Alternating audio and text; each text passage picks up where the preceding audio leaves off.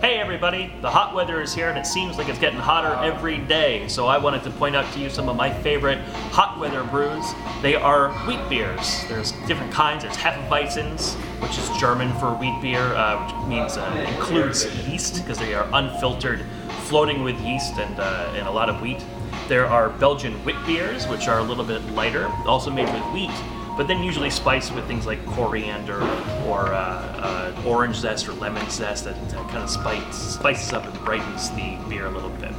And then there are things that are way off the mark, like these American microbrews, Heavy Seas Hang 10 Smutty Nose Wheat Wine. These are very, very strong wheat beers, 10% on the Hang 10, 11% on the wheat wine.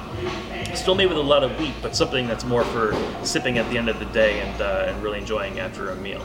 The traditional Hefeweizens from Bavaria, in Germany, where the style was invented, are much lighter in alcohol. They're about 5%, and they're designed to be drunk easily on a very hot summer day without getting you in too much trouble if you drink too many of them.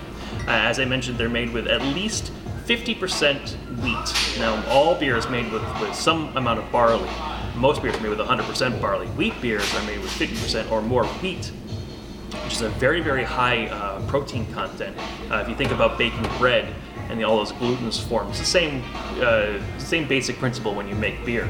So you get a very bready, sort of thick, luscious mouth-coating beer, but with very light flavors, typical flavors of bananas, cloves, sometimes bubble gum, and some citrusy flavors. Eyinger Brauweiss is a great example of one of those. Schneider Weiss is one of the originals. It's made using smoked malt and smoked wheat malt, so it's a little bit darker in color. Apparently most people think that most wheat beers are light in color, but it's, as with all things in life, there are always exceptions to any rule, so that's one of them.